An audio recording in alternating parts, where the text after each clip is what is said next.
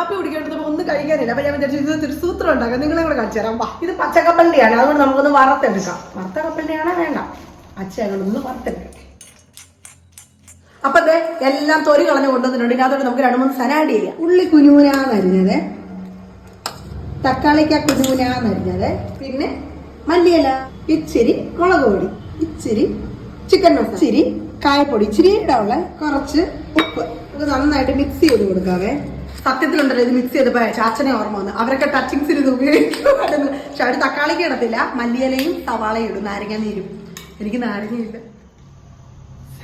തിന്നു നോക്കട്ടെ ഇനി ഒന്ന്. ദേ ഇങ്ങനെ ഇരിക്കും കേട്ടോ. ഞാനിന്ന് കഴിച്ചു നോക്കട്ടെ. ഇത്രയും വേണ്ട, കുറച്ച്.